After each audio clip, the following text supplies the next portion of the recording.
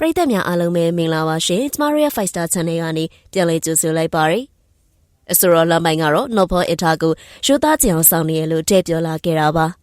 လမ်းပိုင်နဲ့ထထတို့လမ်းခွဲပြီးတိတ်မကြခင်မှာပဲနန်းစုရရီဆိုနဲ့အမြဲတမ်းတွဲသွားတွဲလာလုံနေကြတာကြောင့်ပရိသတ်တွေကနန်းစုရရီဆိုနဲ့လမ်းပိုင်ကိုချစ်သူတွေဖြစ်နေကြပြီလို့ထင်မှတ်ခဲ့ကြတာတစ်နှစ်ကျော်လောက်ရှိပါပြီ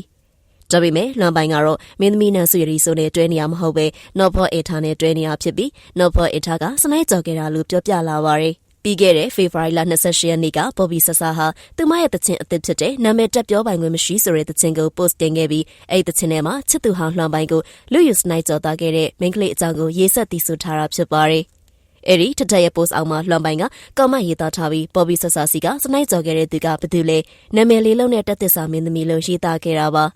ပရိသတ်တွေတစ်နှစ်ခွဲလောက်အထင်မှားခဲ့ကြတာစနိုက်ကြော်တဲ့သူဟာနန်းစုရရီဆိုလို့ထင်ပြီးနန်းစုရရီဆိုကိုဝေဖန်ခဲ့ကြပါတယ်ဒါပေမဲ့တကယ်တမ်းနန်းစုရရီဆိုဟာလှမ်းပိုင်ရဲ့ဗန်ပြကဗာချစ်သူသားဖြစ်နေပြီးတကယ်ချစ်သူကတော့နော်ဖောအထားဖြစ်နေရဲဆိုတာနှစ်ဦးသားနန်းနေရဲ့ဗီဒီယိုဖိုင်ထွက်လာမှအဖြေရရှင်းသားခဲ့ပါရီနော်ဖောအထားနဲ့လှမ်းပိုင်တို့နှစ်ယောက်တည်းကားထဲမှာရှိနေတဲ့အချိန်မှာနှကန်းချင်းနန်းနေကြတာဖြစ်ပြီးနော်ဖောအထားကလှမ်းပိုင်ကို kiss ပေးဖို့အတွက်တောင်းဆိုနေတဲ့အတန်လေးပါပါရီနန်းနေတဲ့ဗီဒီယိုဖိုင်ကလိုင်းပေါ်မှာထွက်လာပြီးမိနစ်ပိုင်းအကြာမှာပဲလှမ်းပိုင်ကနော်ဖောအထားကိုရှိရတဲ့ post တစ်ခုရေးသားခဲ့ပါရီ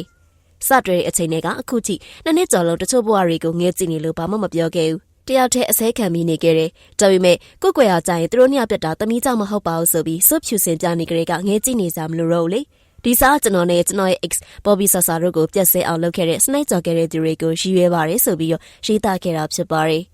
နော်ဖောအထားကမီဒီယာတွေနဲ့အင်တာဗျူးရဲ့အချိန်တွေဆိုရင်ကလေးတယောက်လိုနေထိုင်ပြမှုတတ်တဲ့သူမရဲ့အကြောင်းတွေကိုပြောပြပြီးဇွတ် innocent လို့ပြနေရတဲ့ကြောင့်ပရိသတ်တွေကနော်ဖောအထားကိုဝေဖန်နေကြပါတယ်။နော်ဖောအထားဟာရခင်ကလည်းသူများရေးစားကိုစနိုက်ကြော်ခဲ့ပြီးတော့တက္ကသိုလ်တက်တုံးကလေးကသူများရေးစားတွေကိုလူယူခဲ့ဘူးလေလို့လည်းပရိသတ်တွေကကွန်မန့်ရေးသားထားကြပါတယ်။ဟုတ်ကဲ့ပါရှင်ဒီနေ့တင်ဆက်ပေးခြင်းနဲ့ဆယ်လီရေးသတင်းကြောင်းရာကတော့ဒီလောက်ပါပဲရှင်။အမြဲတမ်းဒီလိုမျိုး update ဖြစ်နေတဲ့ဆယ်လီရေးသတင်းကြောင်းရာတွေကိုစင်စမ်းမပြတ်တင်ဆက်ပေးတော့မှာဖြစ်တဲ့ Dress Marie Channel လေးကို like and subscribe လေးလုပ်ခဲ့ပြီးဘေးနား notification လေးကိုနှိပ်ထားပေးဖို့လည်းတောင်းဆိုကြပါတယ်။နောက်ဆက်အားပေးခဲ့ကြတဲ့ပရိသတ်ဦးတယောက်ချင်းစီတိုင်းကိုလည်းကျေးဇူးထူးပဲတင်ရှိပါရရှင်။